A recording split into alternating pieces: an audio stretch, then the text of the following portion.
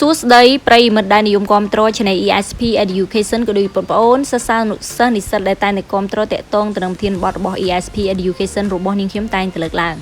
នៅថ្ងៃនេះដែរជាមួយនឹង ESP Education នឹងធ្វើការបង្ហាញបងប្អូនក៏ដូចប្រិយមិត្តតាក់ទងទៅនឹងការគ្រប់គ្រង Google Classroom តាមរយៈទូរស័ព្ទដៃភាគទី2ដែលនាងខ្ញុំនឹងធ្វើការបង្ហាញតាក់ទងទៅនឹងការបង្កើត assignment ឬក៏កិច្ចការស្រាវជ្រាវសម្រាប់សិស្សអូខេអញ្ចឹងមុននឹងឈានចូលទៅដល់ការបកស្រាយជាដំបូងសំណូមពរសូមប្រិយមិត្តក៏ដូចបងប្អូនសិស្សានុសិស្សនិស្សិតជួយចុច Subscribe ឬជាវកណ្ដឹង Channel ESP Education ដើម្បីទទួលបានវីដេអូបន្តបន្ទាប់អូខេអញ្ចឹងយើងចូលមកកម្មវិធីរបស់យើងជាដំបូងអ្នកទាំងអស់គ្នាត្រូវប្រកាសថាទូរស័ព្ទមាន Wi-Fi ហើយយើងមាន app មួយគេហៅថា app Google Classroom ដែលគេហៅថា Classroom ហ្នឹងបន្ទាប់មកយើងចុចចូលទាំងអស់គ្នាអញ្ចឹងការពីវីដេអូមុនខ្ញុំបានបង្ហាញអញពីរបៀបបង្កើតថ្នាក់ហើយគឺ ESP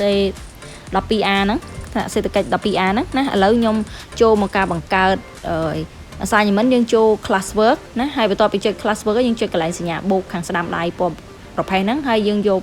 ខាងក្រោមនេះគឺជា option ក្នុងការបង្កើតយើងមាន assignment មាន quiz question material គឺតាក់ទងទៅនឹងការកំណត់នេះខ្ញុំធ្វើការបង្ហាញតាក់ទងទៅនឹង assignment យើងចុច assignment ហើយយើងនឹងឃើញ assignment title គឺយើងត្រូវ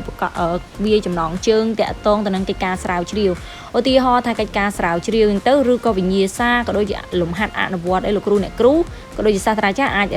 រៀបចំបានណាអូខេអញ្ចឹងខ្ញុំដាក់អញ្ចឹងមកណាហើយបន្ទាប់មកទៀតរូបមនុស្សហ្នឹងគឺសំដៅទៅលើសិស្សណាអញ្ចឹងលោកគ្រូអ្នកគ្រូជាទូទៅមានសិស្សប្រមាណអញ្ចឹងវានឹងបង្ហាញទាំងអស់គ្នាឯនៅក្នុងហ្នឹងអញ្ចឹងបើជ្រើសរើសទេហើយបន្ទាប់មកទៀតកន្លែងនេះគឺតាក់ទងទៅនឹងការណែនាំ description ហ្នឹងគឺពិពណ៌នាតាក់ទងទៅនឹងការបញ្ជាផ្សេងដែលលោកគ្រូក៏ដូចជាអ្នកគ្រូអាចបំពេញពាក្យបញ្ជាឲ្យគាត់ស្រាវជ្រាវទៅរកអ្វីចឹងទៅណាអញ្ចឹងដោយសារខ្ញុំរៀបចំជា picture មួយចំនួនអញ្ចឹងខ្ញុំសន្មតថាខ្ញុំបង្កើតលំហាត់តាក់ទងប្រវត្តិវិទ្យាបន្តិចទៅណាសូមអធិស្ឋានផងដែរអញ្ចឹងខ្ញុំបានដាក់សំណួរទៅឲ្យគាត់ស្រាវជ្រាវសូមបងប្អូនស្វែងរករូបភាពទង់ជាតិប្រទេសកម្ពុជាណាប្រទេសចិននិងសហរដ្ឋអាមេរិកឲ្យគាត់ធ្វើហើយបន្តមកទៀតនៅពេលដែលគាត់ធ្វើរួចហើយខ្ញុំឲ្យគាត់ submit មកខ្ញុំវិញតាមរយៈគេហៅថា Google Classroom នឹងផងដែរអញ្ចឹងនៅក្នុងការពិពណ៌នានឹងលោកគ្រូអ្នកគ្រូត្រូវតែបំពេញទាំងអស់ព័ត៌មានក៏ដូចជាសំណួរនឹងប្រភេទសំណួរបែបប្រភេទអក្សរប៉ុន្តែបើក្នុងករណីលោកគ្រូអ្នកគ្រូចង់ដាក់ជាប្រភេទរូបភាពលោកគ្រូអ្នកគ្រូអាចចុចប៊ូតុងខាងក្រោមដែលមានរូបដូចជា clip យើងណា clip កັບក្តារហ្នឹងកន្លែង add attach ហ្នឹងattachment ហ្នឹងលោកគ្រូអ្នកគ្រូអាចទាញរូបភាពក៏ដូចជាវិញ្ញាសាសុខជារូបភាពណាលោកគ្រូអ្នកគ្រូថតទៅហើយមកហើយទាញយកមកដាក់នៅក្នុងនឹងតែម្ដងណាអញ្ចឹងនៅក្នុងនេះខ្ញុំដាក់ជាសំណួរធម្មតាសរសេរឲ្យគាត់មកណាអូខេហើយបន្តមកទៀតខ្ញុំចូលទៅដល់ចំណុចកំណត់បន្ទុកកន្លែងហ្នឹងគឺយើងអាចកំណត់ដាក់ឧទាហរណ៍លោកគ្រូអ្នកគ្រូអាចដាក់កំណត់បន្ទុកអញ្ចឹងទៅអាចកែឧទាហរណ៍ខ្ញុំដាក់100អញ្ចឹងទៅណាអញ្ចឹងយើងឃើញ100 point ឬក៏លោកគ្រូអ្នកគ្រូមិនចង់ដាក់លោកគ្រូអ្នកគ្រូអាចចុចប៊ូតុង upgrade ទៅចឹង ungrade deep ហ្នឹងអញ្ចឹងកន្លែងហ្នឹងអត់មានបន្ទុកទេណាឃើញទេលោកគ្រូអ្នកគ្រូអាចទេសនាបានអញ្ចឹងកន្លែងនេះខ្ញុំដាក់100បន្ទុកហើយលោកគ្រូអ្នកគ្រូអាចដាក់50អីចឹងទៅក៏បានចំពោះ due date គឺតាក់ទងទៅនឹងថ្ងៃកំណត់នៃការធ្វើវិញ្ញាសាហ្នឹងអញ្ចឹងមានន័យថាគាត់អាចធ្វើរហូតដល់ថ្ងៃហ្នឹងមានន័យថាក្នុងកំឡុងពេលមុនថ្ងៃហ្នឹងគឺមានន័យថាគាត់មិនទាន់ដល់ពេលកំណត់តែឈប់ទទួលទេឬក៏គេហៅថា deadline នៃការកំណត់កិច្ចការគាត់ធ្វើទេអញ្ចឹងឧទាហរណ៍ខ្ញុំសន្មតថាជ្រើសរើសនៅថ្ងៃទី10ខែតុលាឆ្នាំ2021អញ្ចឹងមានន័យថាគាត់អាចធ្វើលំហាត់រហូតនៅពេលដែលគាត់ចូលនឹងរហូតដល់ថ្ងៃទី10ខែតុលាហ្នឹងនៅម៉ោង11គឺគាត់អាចពេញឲ្យកន្លែង topic យើងចុចប៊ូតុងហ្នឹង add topic អញ្ចឹងខ្ញុំដាក់ជាប្រភេទប្រធានបទឧទាហរណ៍ថាខ្ញុំបង្កើតសំណួរហ្នឹងប្រភេទប្រវត្តិវិទ្យាណាគឺសិក្សាសង្គមបែបប្រវត្តិវិទ្យាអញ្ចឹងខ្ញុំដាក់ប្រវត្តិអញ្ចឹងទៅព្រោះតាក់ទងទៅនឹងដងគេហៅថារូបទង់ជាតិប្រទេសនីមួយៗអញ្ចឹងហ្នឹងគឺមេរៀនប្រវត្តិវិទ្យាអញ្ចឹងលោកគ្រូអ្នកគ្រូអាចដាក់ប្រវត្តិវិទ្យាគណិតវិទ្យាអញ្ចឹងទៅអាស្រ័យទៅលើប្រភេទណាហើយបន្ទាប់មកខ្ញុំចុចប៊ូតុងដានហ្នឹងមកអញ្ចឹងចុចដានមកវានឹង save topic អញ្ចឹងខ្ញុំដាក់កំណត់ឲ្យអស់ហើយអញ្ចឹងតាក់ទងទៅនឹងការបង្កើតគឺយើងចុចប៊ូតុងassign ខាងក្រៅខាងលើណាពណ៌ខ្មៅហ្នឹងពណ៌ផេះហ្នឹងឲ្យវាដំណើរការឲ្យវា Wi-Fi ដើរពេញទៅអញ្ចឹងយើង save កិច្ចការហ្នឹងនេះគឺជាកិច្ចការដែលលោកគ្រូអ្នកគ្រូដាក់ជូនសិស្សណាអញ្ចឹងឥឡូវខ្ញុំចូលទៅក្នុងប្រភេទ classroom សិស្សវិញម្ដងអញ្ចឹងខ្ញុំចូលrim T ដែលយើងចូលកាលពីមុនហ្នឹងវីដេអូភាគ1អូខេខ្ញុំចុចទៅអញ្ចឹង rim T គាត់ជាសិស្សគាត់ចុចទៅក្នុងថ្នាក់ទីថ្នាក់ EC12A ហើយគាត់ចូលទៅក្នុងកិច្ចការស្រាវជ្រាវដែលខ្ញុំដាក់មិញហ្នឹងណាគាត់ចុចទៅមើលទៅអញ្ចឹងគាត់ធ្វើគាត់ជាសិស្សគាត់ត្រូវធ្វើអញ្ចឹងគាត់ដាក់ខ្ញុំបានដាក់កិច្ចការឲ្យគាត់ ឲ្យគាត់ធ្វើអញ្ចឹងគាត់អាចឃើញកន្លែងខាងក្រោមនេះពីអាសាញណាអាសាញនេះមានន័យថាអត់ទាន់ដល់ពេលកំណត់ទេដោយសារថ្ងៃនេះមិនទាន់ដល់ deadline ទេហើយរបៀបមើល deadline គាត់អាចចូលទៅកន្លែង class work ហើយគាត់មើលទៅណានេះឃើញខាងក្រោមនេះគឺមានពាក្យ due 10 October ណាគឺនៅថ្ងៃទី10 ខែតុលាម៉ោង 11 ព្រឹកណាអញ្ចឹងដល់ថ្ងៃកំណត់យឺអញ្ចឹងវាឃើញពីអាសាញកន្លែងហ្នឹងណាអូខេអញ្ចឹងយើងចុចសញ្ញាខាងនេះខាងព្រួយហ្នឹងទៅយើងរកពី add attach ហ្នឹងយើងចុច add attach ដើម្បីទាញឧទាហរណ៍ខ្ញុំបានរៀបចំជាប្រភេទនេះលោកគ្រូអ្នកគ្រូអាចកូនសិស្សគាត់អាចថតជាចម្លើយណាថតធ្វើឲ្យគាត់ថតឬក៏គាត់ថតហើយក៏បានដែរចុចប៊ូតុង add attach ហ្នឹងហើយយករូបភាពនៅក្នុង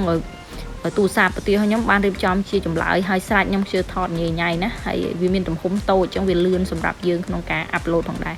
ហើយចាំបន្តិចឲ្យវាដំណើរការហើយបន្ទាប់មកយើងចុច add attach ទៀតណាអូខេនេះដោយសារវា load message បញ្ជាក់ទៅដោយសារនៅក្នុងទូរស័ព្ទដៃខ្ញុំមានemail ច្រើនពេកណាអូខេអញ្ចឹង add បន្តគ្នាទៅវារៀងយូរបន្តិចដំណើរដើម្បីបង្ហាញដំណាក់នេះបង្ហាញតាក់ទងទៅនឹងចម្លើយអញ្ចឹងណាអូខេអញ្ចឹងដាក់ច្រើនបន្តិចមករងចាំឲ្យវាពេញណាហើយបើសិនបើក្នុងករណីលោកបងប្អូនណាអានេះខ្ញុំសូមបង្វែរចំណាប់អារម្មណ៍ទៅលើបងប្អូនវិញដោយសារនេះគឺជា class room សម្រាប់ student ណាសម្រាប់សិស្សអញ្ចឹងគាត់អាច add ទៅគាត់ add ច្រឡំដៃយករូបភាពណាមួយអញ្ចឹងទៅអញ្ចឹងគាត់ add មកពឹបណា add មកហើយដល់ពេលគាត់អត់ចង់ add ទេគាត់ចុចខ្វែងចុចបិទទៅឬក៏មួយទៀតឧទាហរណ៍គាត់ download មកឧទាហរណ៍គាត់ download ចម្លើយណាមួយអញ្ចឹងមកឧទាហរណ៍ download ទៅលើហើយគាត់ត្រូវចំណាំណារូបភាពហ្នឹងព្រោះអីវាអត់ពិបាកក្នុងការបង្ហាញកន្លែងដល់ចុចលើវាតែឥឡូវខ្ញុំសុំលុបគឺលុបទីមួយទៀតគឺយើងចុចកន្លែងសញ្ញាខ្វែងនៅខាងឆ្វេងខាងស្ដាំរូបភាពហ្នឹងហើយបន្ទាប់មកយើងចុចកន្លែងប៊ូតុងពណ៌ខ្មៅ turn in ហ្នឹង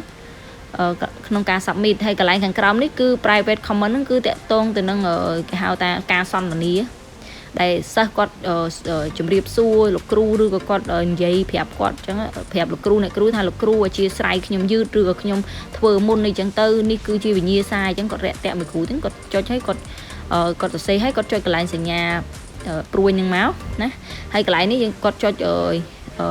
គេហៅថាប៊ូតុងពណ៌ខ្មៅ turn in ដើម្បី submit ណាអញ្ចឹងឯកសាររបស់យើងគឺមានទាំងអស់3ដែលគាត់បានផ្ញើទៅឲ្យលោកគ្រូហើយគាត់ចុចប៊ូតុង turn in រងចាំឲ្យ Wi-Fi វាដំណើរការវានឹង load ពី unsubmit មានន័យថាគាត់បាន submit ចម្លើយទៅឲ្យលោកគ្រូអ្នកគ្រូរួចរាល់ហើយអញ្ចឹងរួចហើយបើសិនបើគាត់អត់ចង់ធ្វើគាត់អាចចុច unsubmit ដើម្បីកែវាឡើងវិញ add បន្ថែមអញ្ចឹងទៅណាអញ្ចឹងគាត់អាច add បន្ថែមទៀតហើយបន្ទាប់មកគាត់ចុច turn in នឹងម្ដងទៀតទៅហ្នឹងណាដើម្បី submit ម្ដងទៀតអញ្ចឹងរងចាំវាពេញទៅអញ្ចឹងវា submit អញ្ចឹងនៅក្នុងករណីឃើញ unsubmit មានន័យថាចម្លើយនោះត្រូវបានបញ្ជូនទៅឲ្យលោកគ្រូឬក៏សាស្ត្រាចារ្យរួចអូខេអញ្ចឹងនៅក្នុងករណីទី2បើសិនជាសិស្សគាត់ធ្វើឲ្យទុកមួយរយៈពេលគាត់អាចទៅទាញចុចកន្លែងកិច្ចការស្រាវជ្រាវដើម្បីយកមក unsubmit ម្ដងទៀតណាអញ្ចឹងគាត់ចុចប៊ូតុង unsubmit អញ្ចឹងការ unsubmit ចម្លើយគឺអាចធ្វើ2ដងឬក៏ធ្វើតាមវិធីទី1គាត់ធ្វើភ្លាមនៅពេលដែលគាត់ធ្វើឲ្យគាត់ខុសគាត់ unsubmit ម្ដងឬគាត់ធ្វើឲ្យស្រាប់គាត់នឹកថាអូខុសអញ្ចឹងគាត់អាច unsubmit ម្ដងទៀតតាមវិធីនេះហើយរបៀបនៃការ submit គឺគាត់ add attach ហើយនឹងកែគាត់ submit ម្ដងទៀតទៅហើយក្នុងវិធីសាស្ត្រនេះគឺចូលដល់ comment ម្ដងអញ្ចឹងនៅពេលដែល comment ហ្នឹងគាត់ចង់កែឬលុបគាត់ចុចលើវាដើម្បី delete ណាចុចលើ private comment ហើយវានឹង load ប៊ូតុង delete ណាចម្លើយ comment នឹងហើយបើគាត់អត់ចង់លុបអត់ទៅណាអូខេឥឡូវយើងវិលត្រឡប់ទៅ Google Classroom របស់សាស្ត្រាចារ្យវិញម្ដងដើម្បីកែសិស្សណាអញ្ចឹងខ្ញុំចូល class EC 12A វិញម្ដងអញ្ចឹងក្នុងនាមជាគ្រូអញ្ចឹងគាត់ចុចតាក់ទងទៅនឹងកិច្ចការស្រាវជ្រាវនឹងមកគាត់ឃើញសិស្សដែលបាន submit អញ្ចឹងរំធីគាត់បាន submit អញ្ចឹងគាត់នឹងឃើញកិច្ចការរបស់សិស្សរបស់គាត់ណាអញ្ចឹងយើងគាត់ចូលទៅកែទៅគាត់អាចចូលទៅកែអញ្ចឹងគាត់អាចមើលចម្លើយផ្ទៀងផ្ទាត់ចម្លើយដែលសិស្សបានដាក់ឲ្យគាត់ណាហើយបន្ទាប់មកទៀតគាត់នឹងវាតម្លៃបន្ទុកឲ្យសិស្សអញ្ចឹងទៅហើយខាងក្រោមនេះគឺជាការឆ្លើយតប comment របស់គាត់អញ្ចឹងទៅណាគាត់អាចទៅសរសេរ comment ឲ្យសិស្សអញ្ចឹងទៅថាកិច្ចការល្អឬអីអញ្ចឹងទៅហើយបន្ទាប់មកទៀតកន្លែងខាងលើណានៅពេលដែលគាត់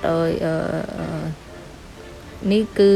return ហ្នឹងគឺ return ចម្លើយសិស្សអញ្ចឹងក្នុងករណីនេះគាត់ return ចម្លើយសិស្សដោយមិនទាន់បានដាក់បន្ទុកឲ្យសិស្សអញ្ចឹងក្នុងករណីបន្ទាប់មកគាត់វាអាច return បាន 100% អញ្ចឹងដាក់បន្ទុកទៅគាត់ធ្វើត្រូវអស់អញ្ចឹងវាគាត់ចុច return មកវានឹងដំណើរការអញ្ចឹង return ហ្នឹងវាបាត់ប៊ូតុងពណ៌រៀងខ្មៅហើយអញ្ចឹងមានន័យថាបន្ទុកហ្នឹងបានឆ្លើយតបទៅនឹង សិស្សហើយបានបញ្ជូនទៅឲ្យសិស្សដឹងថាបន្ទុកប្រមាណនៅពេលដែលគាត់កែហ្នឹងជូនផ្ដល់ឲ្យសិស្សណាអញ្ចឹងបន្ទាប់មកទៀតយើងចូលទៅក្នុង Google Classroom របស់ហៅថា Google Classroom របស់សិស្សវិញម្ដងដើម្បីទៅមើលថាតើបន្ទុកសិស្សនៅពេលដែលគាត់ return បន្ទុក100 លើ 100ណាគាត់កែមិនចម្លើយត្រឹមត្រូវអស់ហើយអញ្ចឹងចូលទៅមើលក្នុងកិច្ចការហ្នឹងសិស្សនឹងឃើញបន្ទុកខាងលើឃើញទេពណ៌ខ្មៅ100 លើ 100ណាអញ្ចឹងមានន័យថាបន្ទុករបស់គាត់បាន100អូខេអញ្ចឹងនៅក្នុងវីដេអូនេះខ្ញុំសូមបញ្ចប់ត្រឹមហ្នឹងហើយប្រសិនបើខ្ញុំមានការប្រើប្រាស់នៅពាក្យសម្ដីឬក៏ពាក្យពេចន៍ខុសឆ្គងត្រង់កន្លែងណាក៏សូមខន្តីអភ័យទោសពីសំណាក់លោកគ្រូអ្នកគ្រូសាស្ត្រាចារ្យក៏ដូចជាបងប្អូនសិស្សានុសិស្សនិស្សិតផងដែរហើយនាងខ្ញុំអរគុណចំពោះការគាំទ្រហើយកុំភ្លេចជួយចុច Subscribe ឬជាវណ្ដឹង Channel ESP Education និង Channel មួយទៀតគឺ ESP Education Training របស់នាងខ្ញុំហើយណាកុំភ្លេចជួយ like វីដេអូនេះផងដែរអរគុណច្រើនជួបគ្នានៅវីដេអូក្រោយក្រោមប្រធានបទថ្មីៗបន្តទៀតអរគុណច្រើនជម្រាបលាសុខភាពល្អសំណាងល្អទាំងអស់គ្នាបាយបាយ